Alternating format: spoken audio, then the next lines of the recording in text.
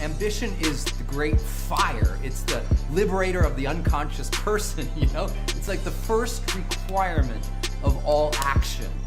I have no fear. I have only ambition, and I want mine, and I will do anything to protect and feed my family. What's up? What's up? Welcome to the Ambition. How you feeling? Feeling good. All right, that's good. That's always good. Introduce yourself to all our people out there in South London right now. I'm AESOH, the singer of Baton Rouge, Louisiana. 225 stand up. 225. That's the area code, right? Yeah. All right, cool. So let's get into it. I know you mentioned the infamous Baton Rouge for all our listeners. The infamous where Boosie Badass grew up at, NBA Youngboy, a host of other rappers. But one thing that I've been telling people out there in the South London and everything, that there is no one that has an R&B type of style and type of feel to their music singer coming out that same particular city. So I definitely wanted to have you on here to be able to talk about the city itself. Tell us something about Baton Rouge. Talking about Baton Rouge. Yes. Man, Baton Rouge is a rough place to, live in. It's like people, like, it's crazy. It's like, you don't know what may happen. It's like you might go out trying to chill and some shit may happen. It's just like, but I mean, it's like that everywhere. But Baton Rouge is crazy. But I mean, it's a good city. The food good. It's good culture. Good Southern hospitality. It's overall still a good city, but shit happens. Okay. You know what I'm saying? So, what do you think contributes to that type of situation out there and everything where, it's difficult just to go outside and just to be able to chill or whatever it may be, that you have to somewhat come into contact with threats of violence and everything? I think contributes to it the most is out here, like, man, babies having babies. It's just like, it's a lack of guidance in the community. It's like, people out there, they don't know. The only thing they know is the streets. The only thing they know is like the ghetto. So it's like they don't know how to come out of that cycle. And it's real heavy in the black community. And it's just it's just sad. But I mean, that's all you know. That's all you know. All right. And I always wanted to know this. Is there a good side of Baton Rouge? You know how certain cities it'd be like a bad area. Is there like a good side and shit? Like people be like, yeah, it is. Just you got the good side, you got the bad side. You got like the good side is more like Blue Bonnet, like places over there, College Drive. Then you got like bad areas like Glen Oaks, like where young boy from, like the north. You got the south. It's like you got your bad areas. Okay. So, when you was growing up, you starting as, early as a youngin' or whatnot. What neighborhood you grew up? Do y'all have neighborhoods out here? Or do y'all have streets? Just the streets? How do y'all identify? It's neighborhoods. You got neighborhoods. Some places is streets. They call it the streets, and in some places neighborhoods. I grew up in like the Sherwood area. It's called Park Forest. It's like it was like a mixed community. It was mostly black, but you had your white people there too. Okay. But, it was like a mixed crowd. Okay. So it's like multicultural, you could say, right? Yeah. So give me an idea. Give us an idea. How can I say it? I'm gonna say it like this. Give me a description of the people that's in the neighborhood. Since it's multicultural, like what type of people was it? Was it, you got the everyday 9-to-5 person, you got that mixed in with the drug dealers, or what's going on that level as far as the people that's in the neighborhood? Mostly in my where I grew up at, it was like, it was mostly, your 9-to-5. You had your drug dealers too, but it was more, middle class people coming up like that. Like, it wasn't, drugs were really like prevalent in my area, but it's more like middle class people. Okay. So we're in the neighborhood. How old are you when you in the neighborhood? When you first was in that neighborhood, but how old were you? I was, I grew up there. I moved from the neighborhood when I was, I want to say 13 or 14, but I was there since I was a kid. So it was like, I grew up there and I moved when I changed high schools. Oh, okay. We're going to get into high school a little bit later. Okay, then, cool. So what was like the relationships you had with like moms and pops at that time? Because what it is you got the outside where, you know, as a kid, right, you got your home life, and then when you step out, you got that shit going on or whatever. So explain what was going on, kind of like the you know what I mean, in the household and everything. Kind of like how they treat you. You know, as a kid, you know, you see a lot of things, you know, you don't know who you are yet. You're still learning. You're learning about life. You know, you're trying to find yourself.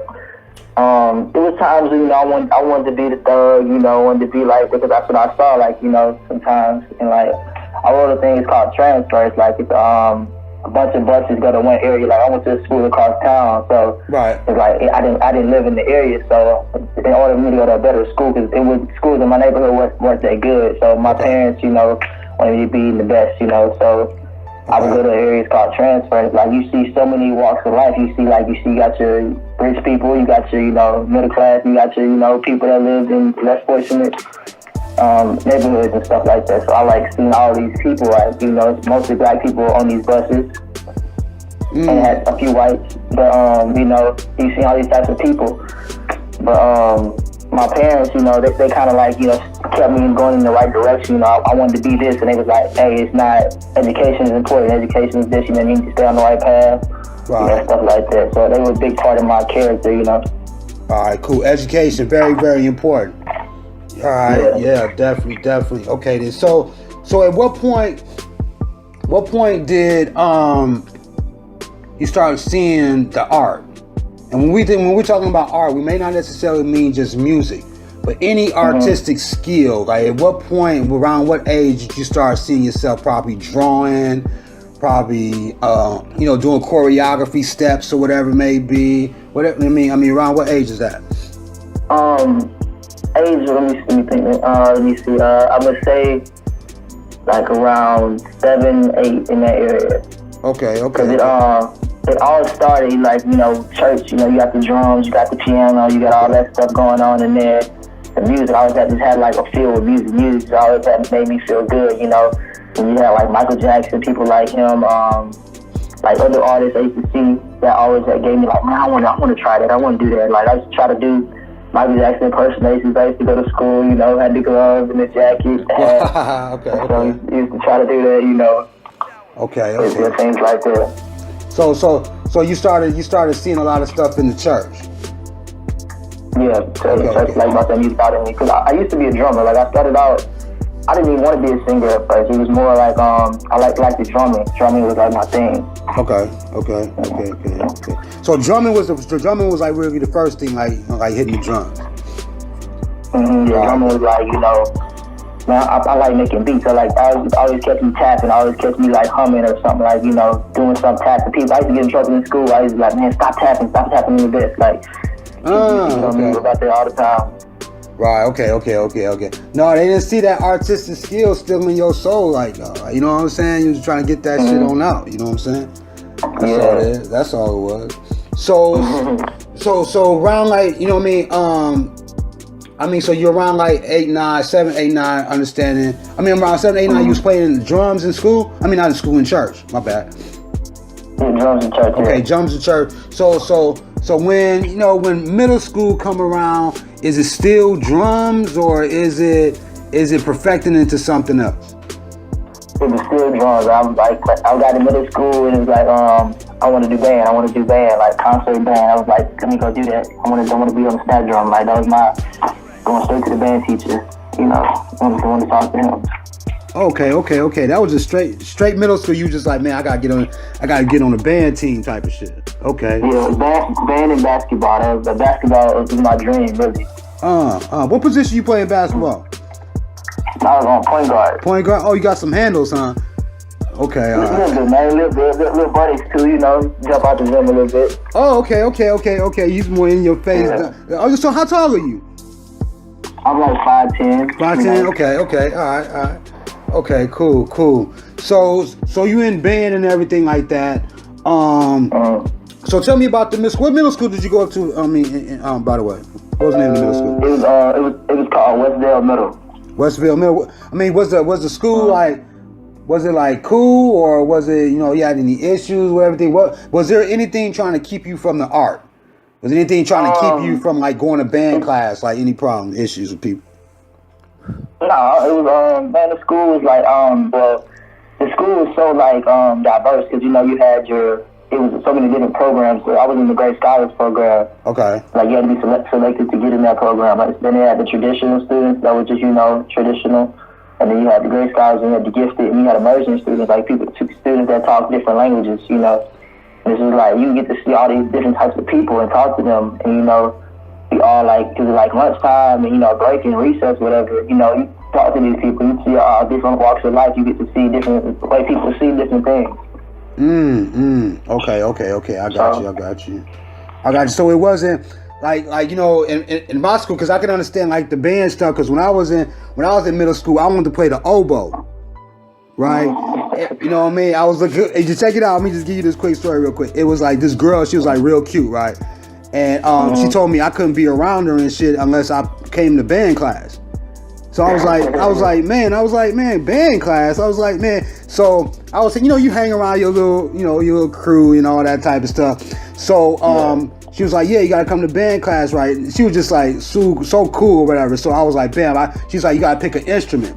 So she played the clarinet. So I was like, man, I gotta get me a woodwind then. You know what I'm saying? I gotta find out what a woodwind. You feel me? So I was like, I told my moms and shit. I was like, man, I want to be in the band in the band class. And she was like, you really don't want to do that? And I was like, yeah. She was like, all right, if you really want to do it, then you got to mow the grass for these many days. You got to do all this chore shit or whatever to raise the money, because I had to rent the instrument and shit. I couldn't just buy the shit, right? Because we poor as hell, right? So I ended up doing all that shit, and then I end up getting into the class and everything like that, and I'm playing it and all that type of stuff too, learning it, and then we just like cool. And then my homeboys flipped on me. They was like, man, you a sucker, dog. You a bitch ass nigga, dog. You in the band class. I'm like, dog. I was like, hell no, dog. And this shit was crazy, dog. They were just at me every day, dog. Like for real, like I was like, man, y'all can do whatever y'all want to do, but it was something different because the music, like you seeing, like I learned so much shit. Like you got the brass section and shit. You got the cello up in there and shit, man. You hearing sound like the shit that I used to hear on my mom and them records and shit. I was like hearing them instruments and shit, and I can actually see them joints, right?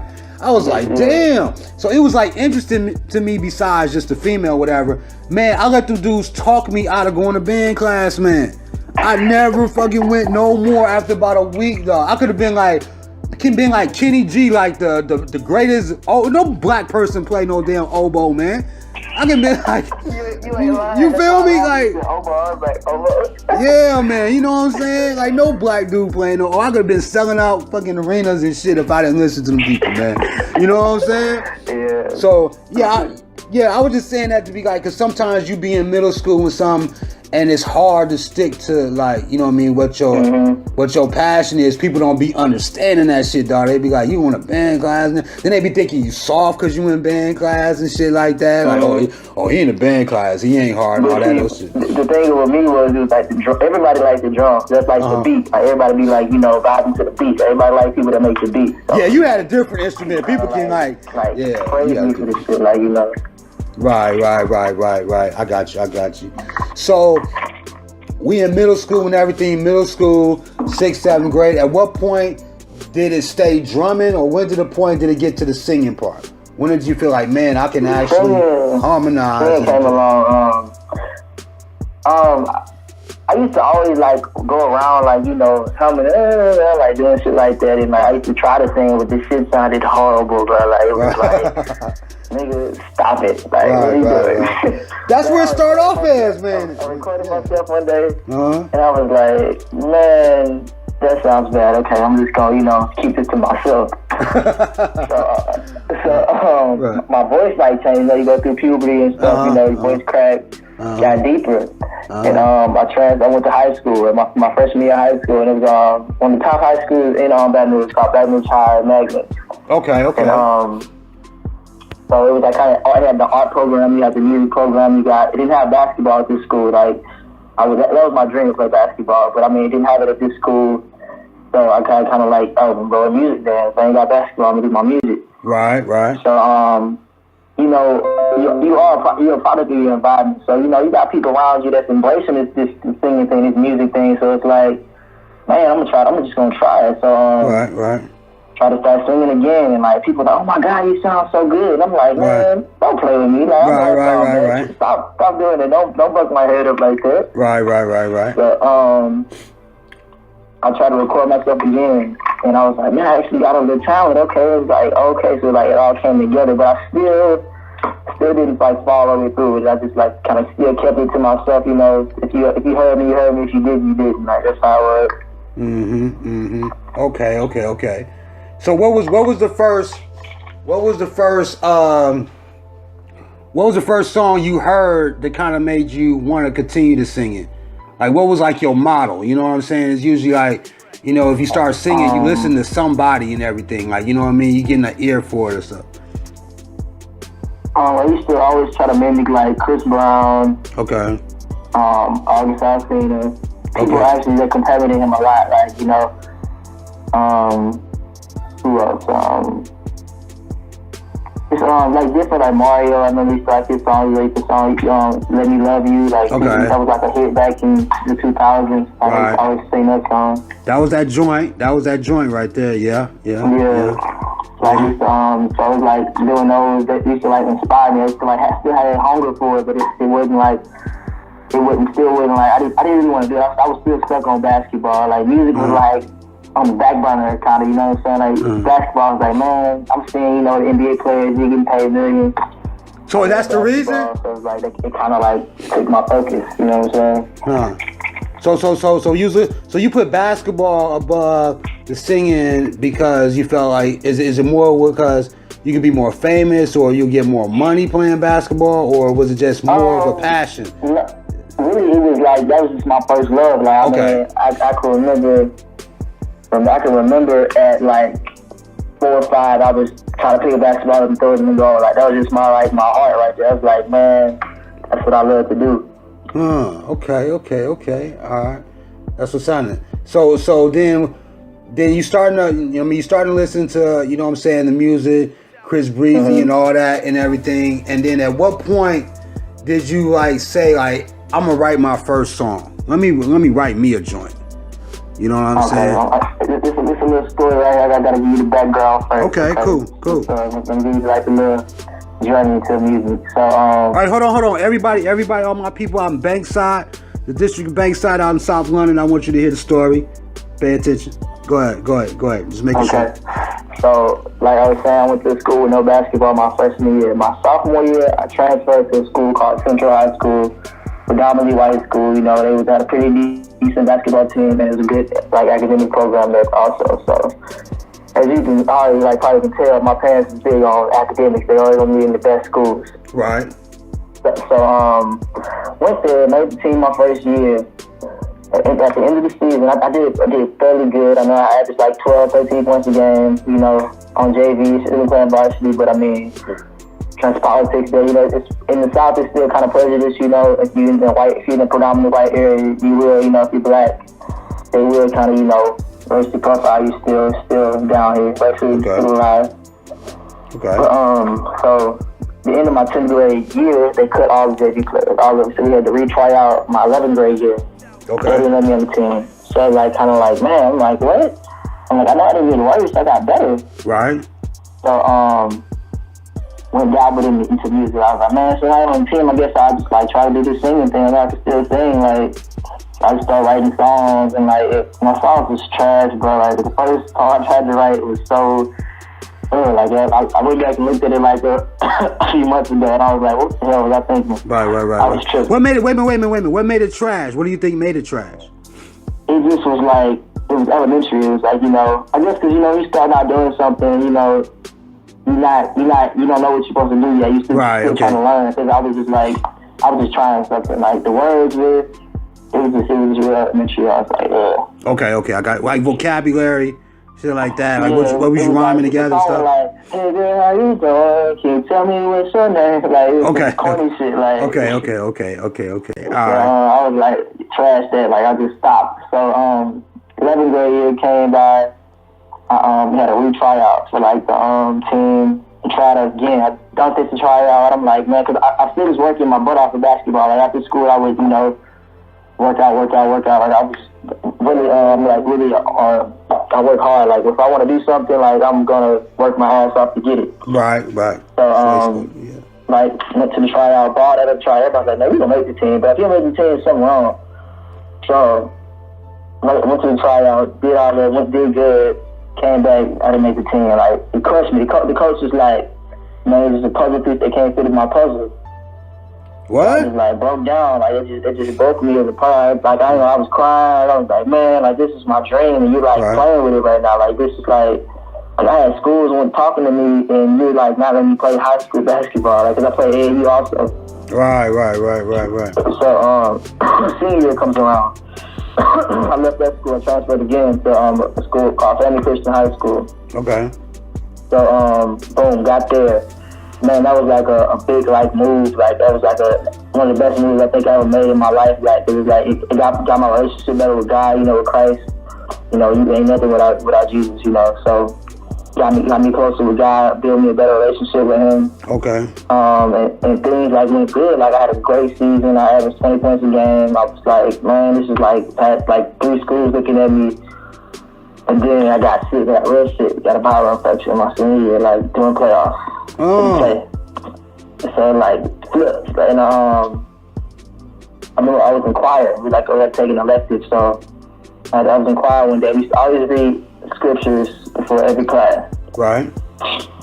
So scripture the other day was like it was a scripture. I forgot what the scripture, the whole thing was, but it was like the point of it was it said God will give you the desires of your heart.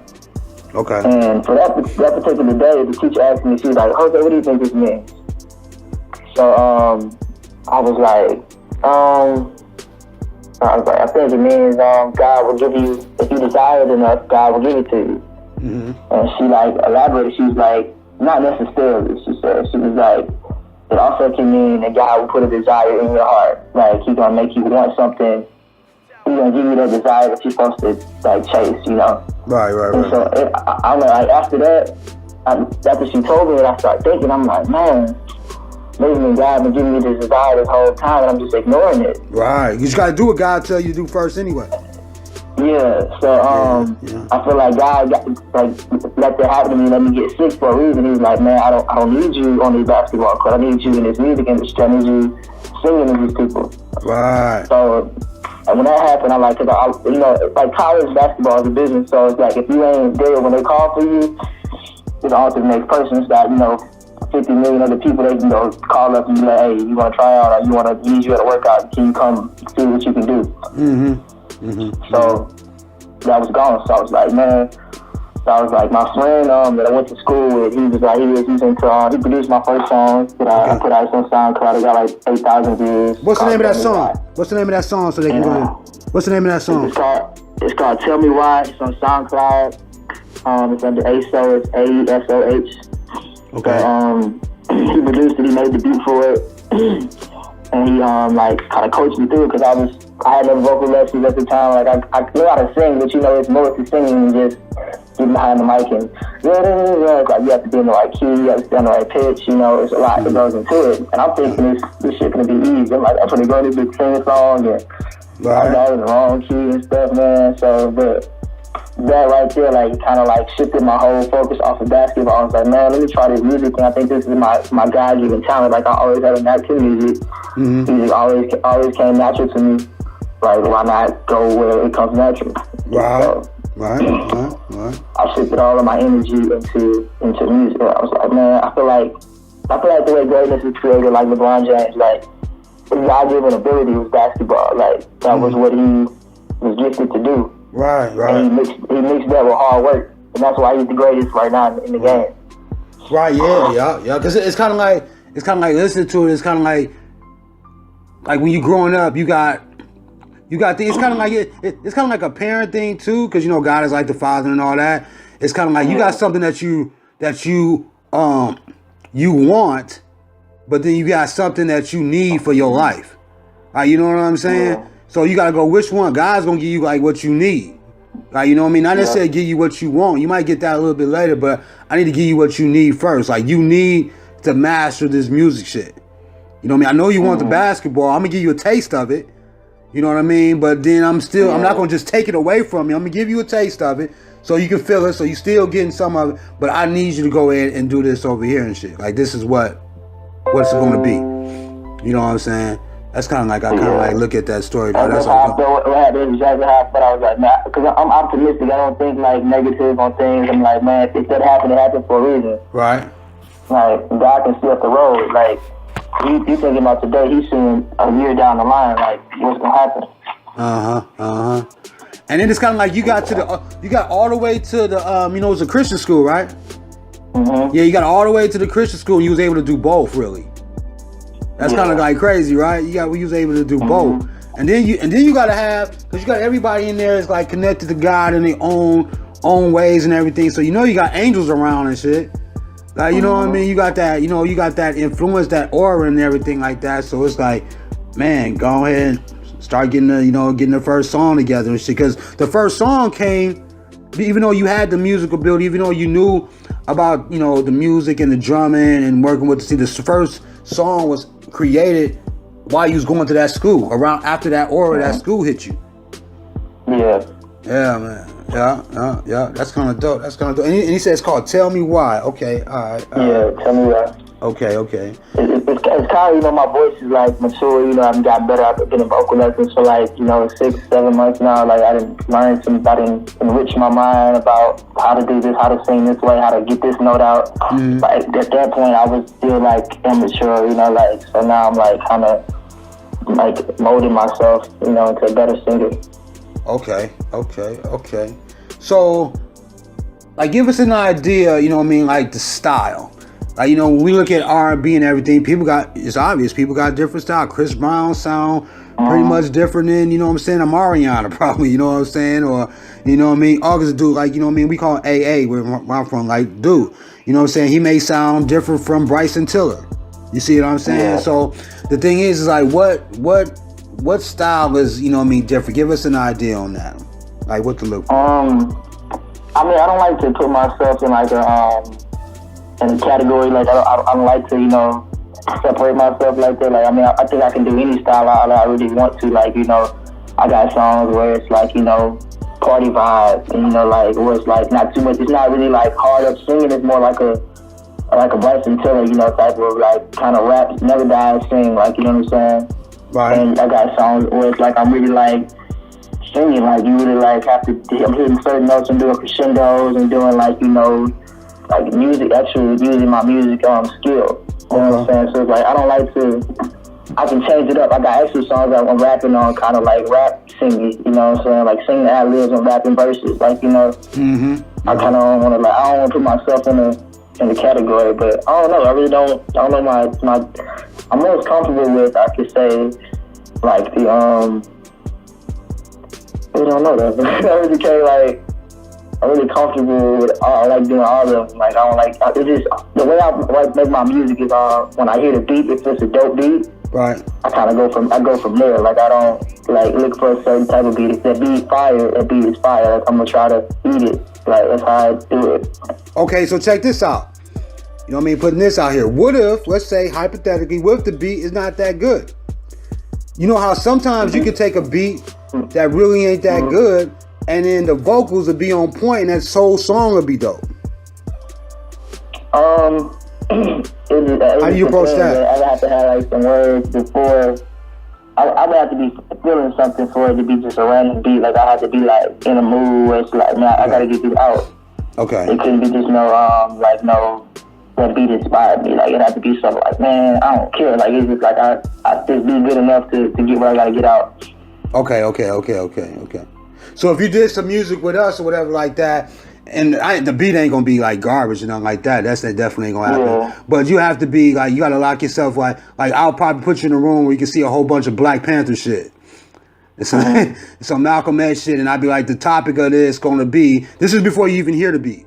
The topic of the beat is gonna be like, we're gonna talk revolutionary, the community. You know what I mean? And then give you all these examples of how, people was working together as Black people and what was the situations with racism and police violence and stuff back then. And then I'm like, hey, man, why don't you make the comparison from what you see here to what's going on now? and then write the poetry. Because that's what it's probably going to be like in the beginning, right? It's going to be like poetry without no beat. So then write the poetry. And then... That sounds dope. I like that idea right there. Oh, straight up? Even as an example, like, I'm like, man, that sound, let's do that. Like they was doing this in 66 and they doing it now. They still like, whoa, you know what I'm saying? Kind of like that. You know what I'm saying? Because the thing is, it's like being different. It's like taking a style and looking at something, like it's just kind of like looking at a car and be like, okay, I got this car, but every time when you get something new, whatever, like your art or whatever, I think you should always be trying to add on to what it is. Like when you get a car, you probably trying to put rims on that joint. Somebody try to put some tint on it, trying to get you a system up in there that you like or whatever and everything. You know what I'm saying? Yeah. So you know, so you know, it's kind of like when you get a new shirt, you just start trying to rock the shirt. You need to get something to go with the shirt. You know what I mean? Shoes, yeah. You see what I'm saying? So it's always like enhancing it. You know what I'm saying? And then hitting that subject matter and everything. Because I think what would really be cold for you is really talking about, you know, Baton Rouge from a different perspective. You know what I mean? Because we always hear about somebody talking about Baton Rouge from the ghetto point of being in the ghetto talking about it. But how about, can we get somebody that's looking at it from outside and looking into the ghetto and getting that perspective? You see what I'm saying? Because you know how they say you see things better when you step outside the situation. When you in the situation, it's a whole different type of how you looking at it. That's why people be like, damn, dog, I never seen it like that, dog. I didn't even know that because it's always be like somebody who ain't really in the situation that's sometimes giving you advice.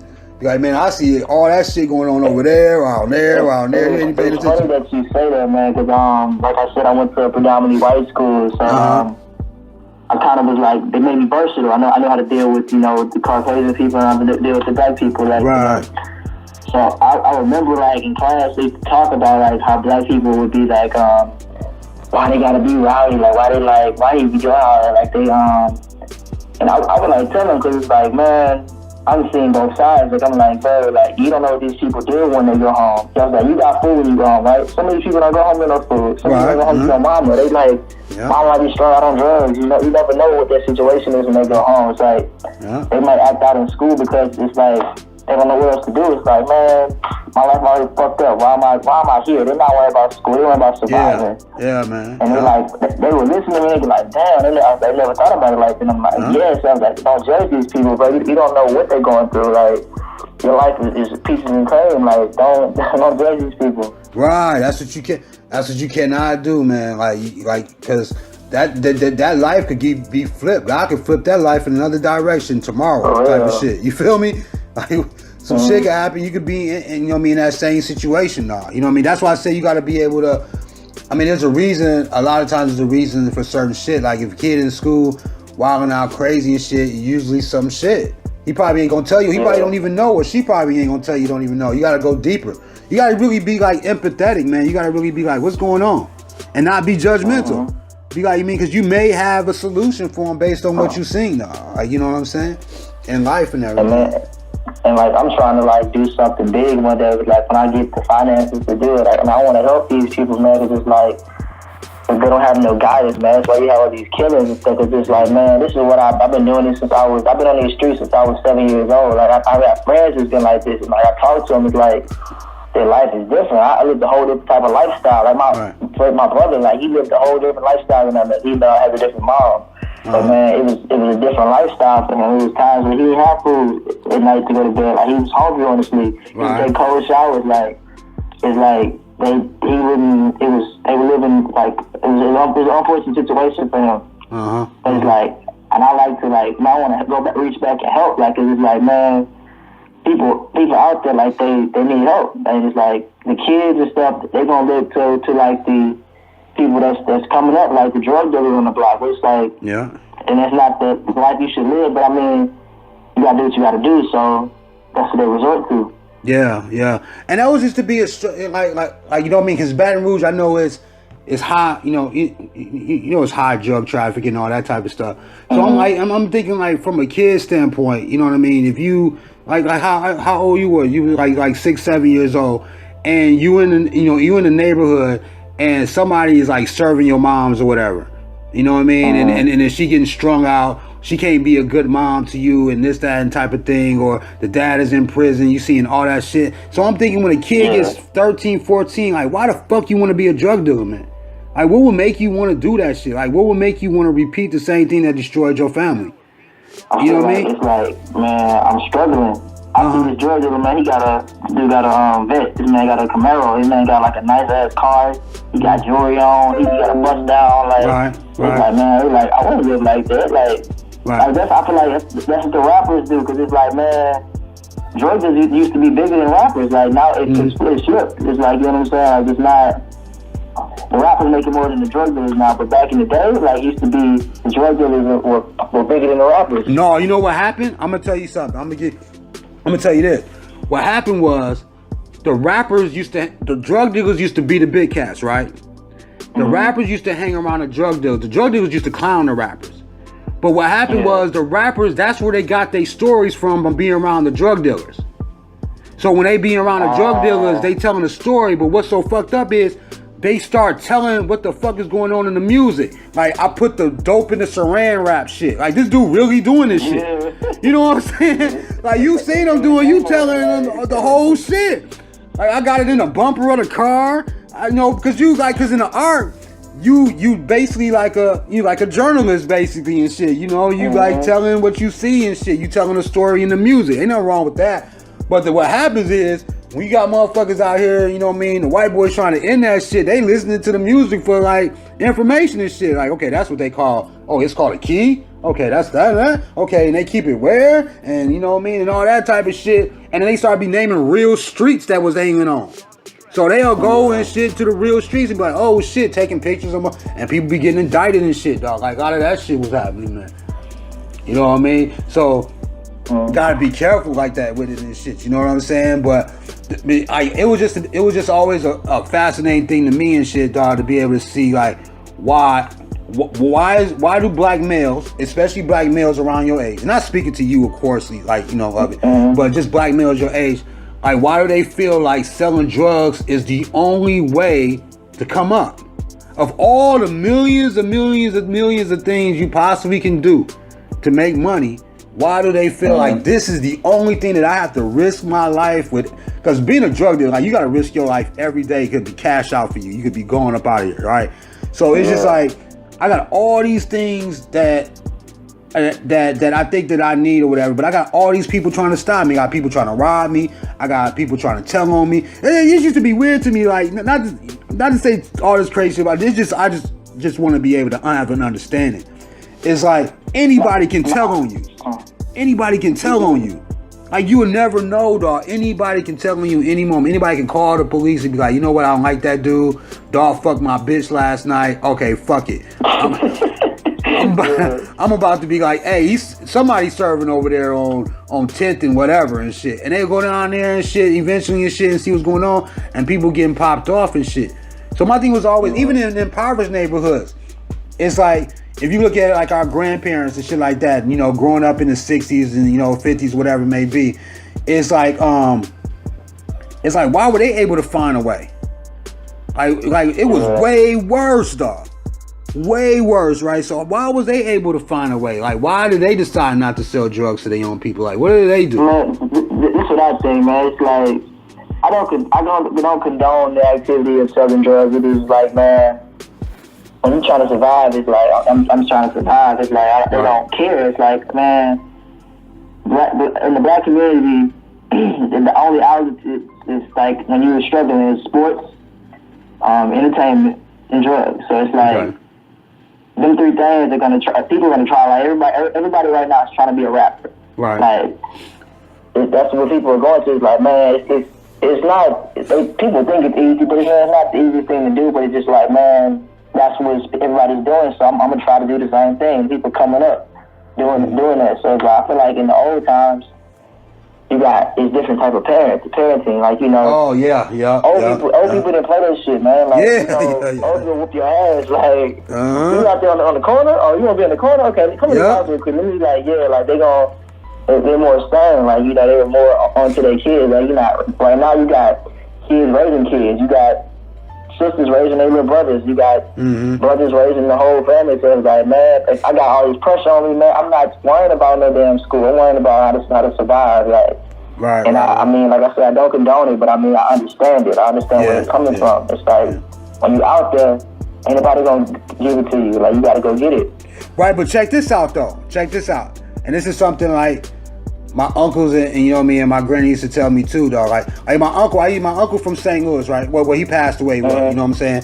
So the thing is, it's like he was like badass in St. Louis or whatever it may be, and then he started getting up out of it. And I asked him, I was like, how did you survive the streets? What was your plan to get out the streets? He said, I hid in the church, dog. That's what he told me. He said, I hid in the church, man. And I used to. That's another problem too. Like, a lot of people don't know God. Like, they just live it.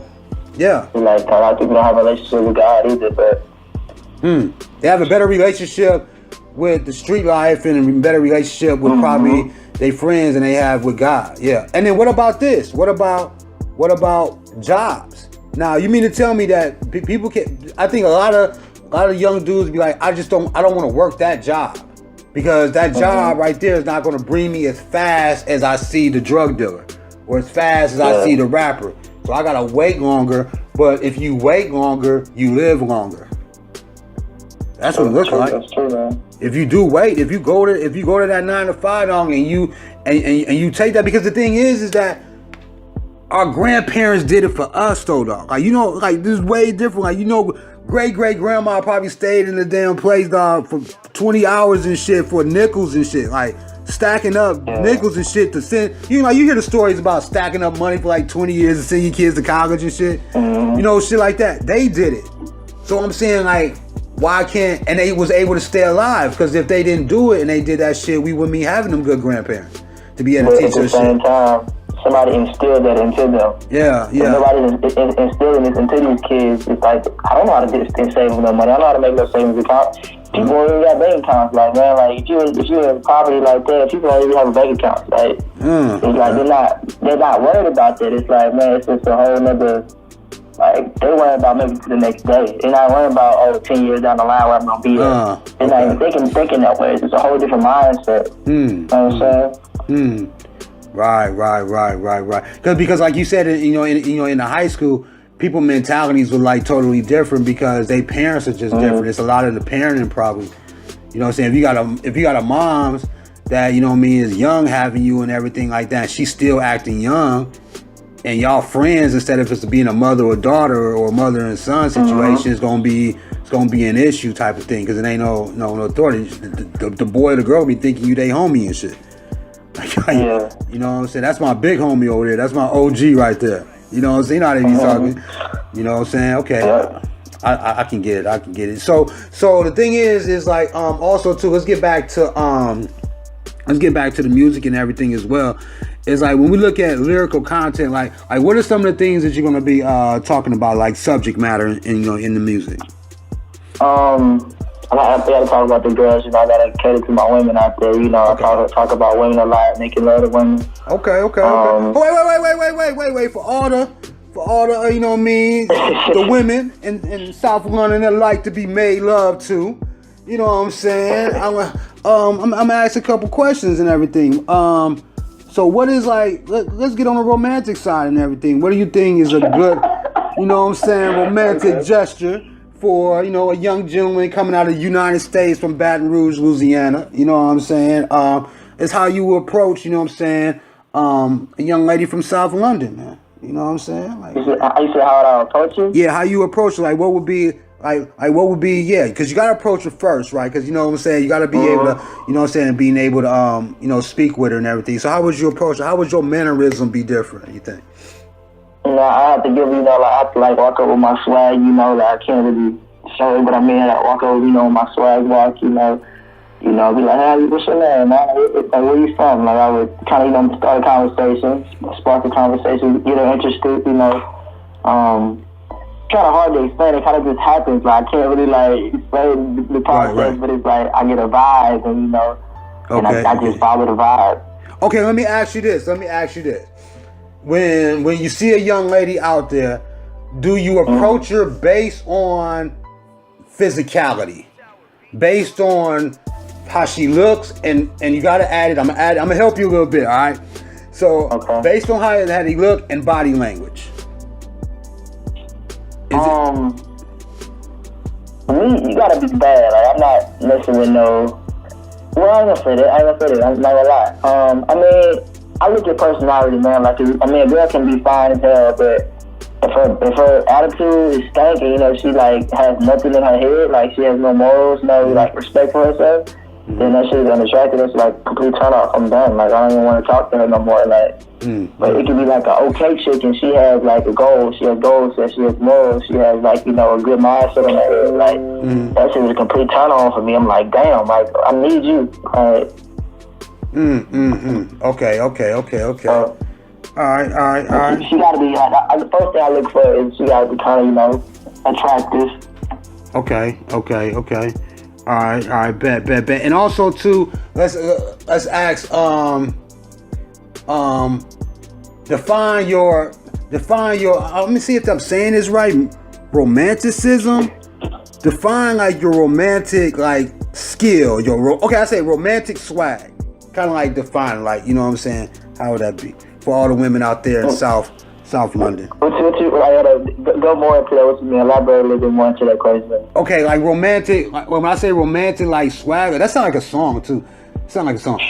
For real, I'm thinking about that. Right, I'm listening to that. Damn.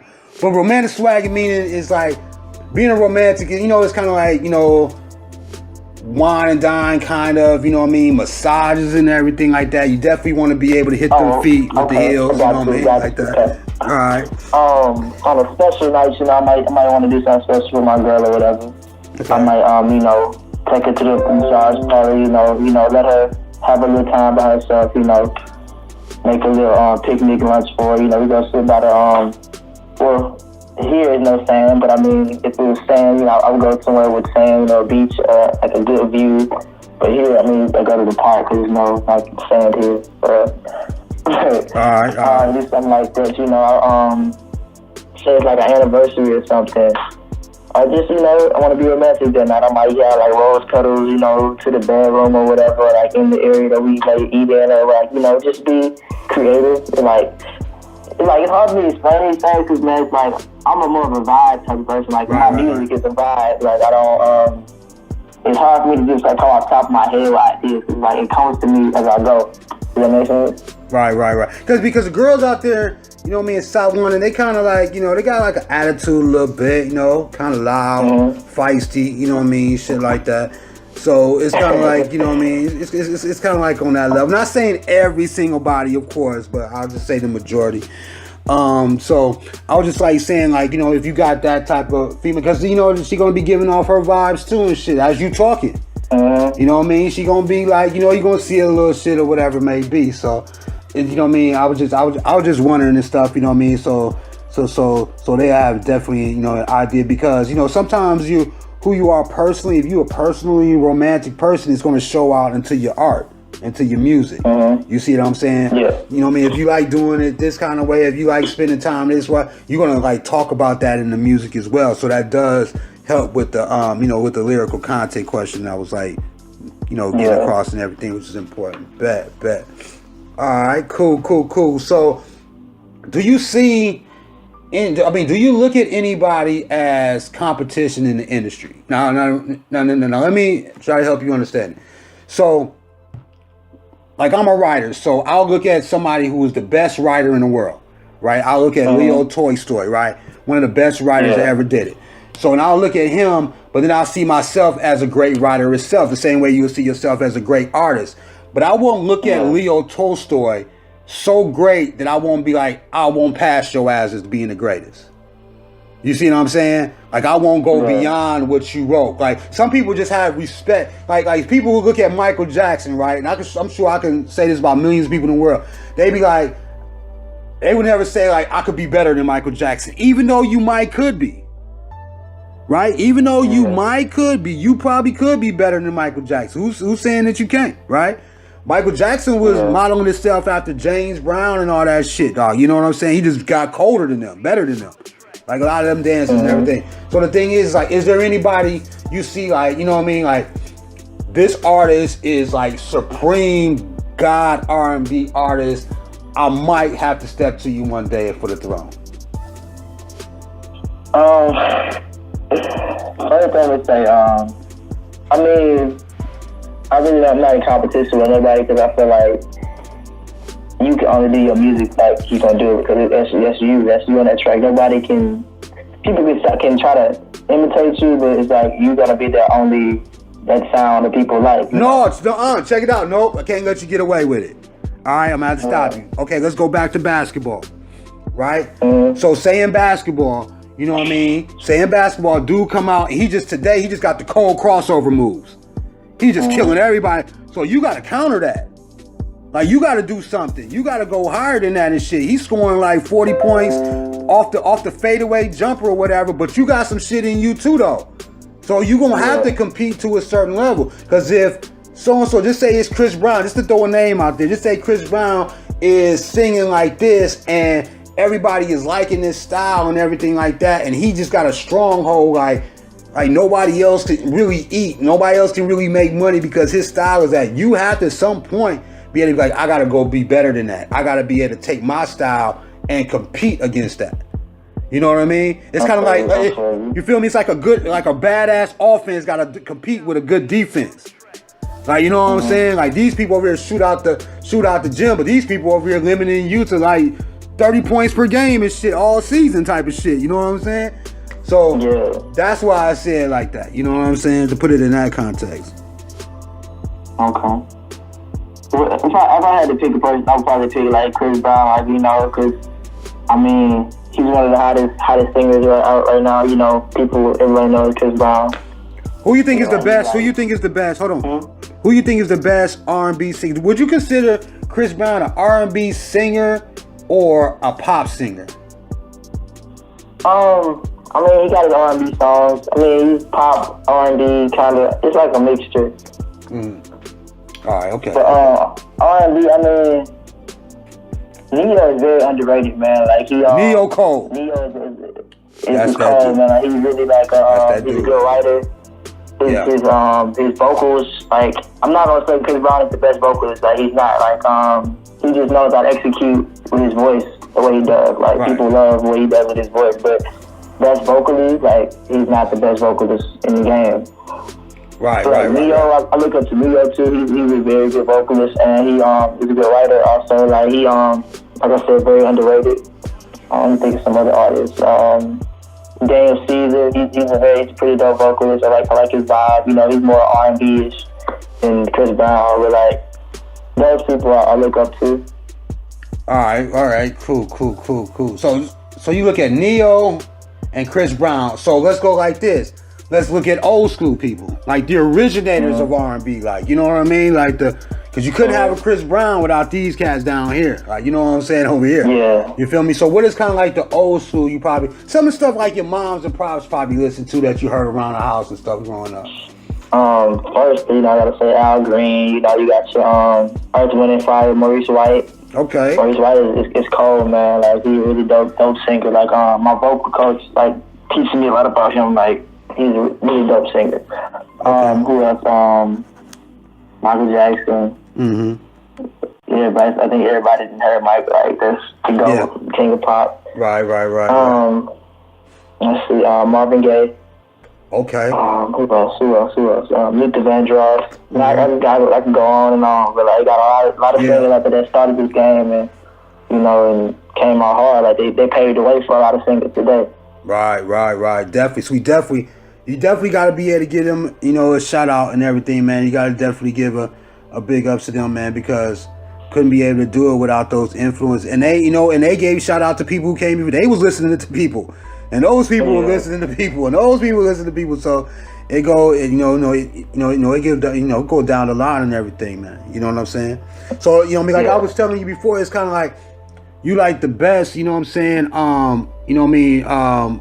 R&B person that I heard from like that Southern Belt. And I done heard a lot of people, and people may be like, "Oh, you really didn't." I done heard like a lot of people. You know what I'm saying? Like that. And when we look at that Louisiana territory, you know, like Shreveport, I listen to people up out of there and everything like that. But it's just kind of like your style is kind of like totally different. So the thing is, it's like, what do you do as far as like, I mean, how can I put it? Like, what would, let me see, how can I put it? Well, let me ask this. Let me ask this instead. Like, when you go and perform your music and at like a show and everything, what can people like expect from that show? You know what I'm saying? What can people be like, look, I'm about to go see him perform and everything. He about to, you know, perform that Oasis joint. You know what I'm saying? And, you know, man, I got to go out there and check it out. So what people can really expect when they go pay them tickets? What can they expect? Okay, I'm going to give you a show. Like, I got my dancers, you know, they're going to be with me. Like, I'm going to come in the crowd, you know, I'm going to get the crowd going, you know, interact with the crowd. Like, what else? I mean, I just try to have fun when I'm up there, you know, like get the crowd involved. But once you get the crowd going, it's up. Like the show is going to finish itself, you know. Once you get the crowd in there, you're good. Yeah, you gotta get them girls throw them panties and thongs on the stage, man. You know what I mean? You gotta go kind of old school with that, man. You know what I'm saying? On that end, and being innovative and shit. You know what I'm saying? So okay, when we look at the music coming out, what can we expect coming out now? You know what I'm saying? Like, what is it that you want people out there in London to be able to go pick up first? First, I want y'all to check out my new single, Oasis. It's doing real good right now. That's like the biggest thing I want people to look at right now. I'm trying to pick up I'm doing covers, you know, doing other people's songs, mashing them together. I got an EP on the way. I don't have the name for it yet, but I mean, I got like 3 of the songs done on there. Like, I'm gonna drop the EP pretty soon. Like, but that's what y'all can be on the lookout for. Okay. It's out. Okay. And the EP is gonna be on the way. You know what I'm saying? Sometimes, just so they can understand, you know, with us Americans and everything, sometimes it just takes some time to, man, put the masterpiece together, man. Sometimes you gotta get sometimes you gotta finish the whole album before you come up with a name. And sometimes, you know, you can think of a name and you know, put the words and stuff and put the songs together. So we're gonna be waiting on that as well. And Oasis and everything. And not giving away too much. Tell them a little bit about Oasis. Not too much, man. You know what I'm saying? It's for the ladies, you know. I mean, it's like, you know, like I said, I like to cater to my women, you know, the ladies out there. It's a good little bedroom song, you know. I ain't gonna give too much away, because, you know, it's a good little bedroom song, and it's all I'm gonna give y'all, you know, go experience that, listen to it 2 or 3 times. Okay. All right, bet. All right, so where can we definitely find you as far as like social media contact? Fans want to be able to talk to you about tickets, music, new music, seeing what's going on with you on a daily life. Where they need to be able to connect that? They can follow me on Instagram at AESOH_ the singer. That's going to be spelled AESOH_ the singer. Y'all can go subscribe to my YouTube channel. It's AESOH. This is AESOH. And that's pretty much what I'll be on all the time, you know. Y'all need to hit me up and like, do this cover, or like when you performing next, and like, you know, never be afraid to hit me up. Pretty friendly to the fans. All right, bet. And another thing too that I want to be able to ask, what was the inspiration, or what is the meaning behind the AESOH, the name itself? It came. And so for this too, when I was in high school, I was thinking about it. I was like, man, if I'm gonna do this singing shit, man, I need a name. I can't go by my regular name. Right. And man, went from like somebody was like, man, this should be called the Sonic, like the water. I was like, what? I was like, nah, I ain't feeling that shit. So then I was like Destiny, and I was like this is my destiny. So I was like Destiny, like kind of trying to make it catchy. And I was like, nah. And then I thought back, and I was like, when I was in elementary school, I made up a character, and I spelled my name backwards. And I was like, man, I'm gonna do that. And I just announced it AESOH, and I was like, that's it. That's what I'm gonna go with. Okay, I got you. Okay. All right. Because we probably don't want to say your real name. You don't want nobody to know your real name. You know they gonna figure it out. South London girls gonna figure that out. You just said it. You know what I'm saying? They gonna be like, okay, man. But even if we look at it like that, no more, so. right. But even if you look at the name, the original and shit like that, it is. I don't know, man. Sometimes I don't know, the name that you have now, you know what I mean, is dope and everything. But I'll still say the same thing what I'm gonna say about the name now. Sometimes you just gotta take a name and make it hot. You know what I mean? Sure. Like nobody ever thought like Ice Cube would be a hot name, like an ice cube in the refrigerator type of shit. Like nobody thought that probably could have been possible. You know, an ice cubicle. That's a cold ass name, though. Right, cause right. But I'm saying, what if you would have heard it? Somebody would have been like, Water in the Tray. That's my name. Water in the Tray. You know what I'm saying? You'd be like, right now, you'd be like, man, fuck that shit. I'm not listening to your ass. Right. But once he start, because I'm thinking like water in the ice tray, right? I'm just throwing it out there, right? So it's just like, if his name was just Water in the Tray. And then I'm just saying, like, people, if you made songs that were hot or whatever, they would be naming you that shit. I'm about to go see Water in the Tray, dog. I'm about to go check that out. Dude is like, you know what I'm saying? So it's all about, it's all about if you make it hot. If you make it hot, people gonna call you what you want them to call you. They gonna call you that shit. They gonna say that shit too. Like, for real, Water in the Tray. That sounds like, because I'm thinking ice tray, then I'm thinking like tray, like in 3, tray 2. I'm so over here thinking like, man, I might be able to write something to that, man. Water in the tray. You know what I'm saying? I gotta get the wet water. Water in the Tray. Yeah, Water in the Tray, dog. That sound like a movie, dog. Like, for real, Water in the Tray. Like basketball, Water in the Tray. Oh yeah. Water in the Tray. Yeah. Huh. All right, cool. Bet. So, anything you want to, you know what I'm saying? Anything you want to say to the fans and everything like that, people out there, you know what I'm saying, listening and everything, anything you want to talk to them about before we move forward with the ambition? I just want to say, man, make sure you go follow me, you know, YouTube, Instagram, again, AESOH _ the singer, it's AESOH _ the singer. YouTube is just AESOH, AESOH, and man, it's up, man. I'm gonna come get it. Bet. Get this crown. All right, what'd you say? Get the what? Say it again. Get this crown. Crown. What does that mean? Crown on your head, or? Yeah, he was having that conversation about everybody got the R&B crown. Oh, okay. I got you. And I'm coming to get it. Uh-oh. That's what I'm talking about. Fighting words, man.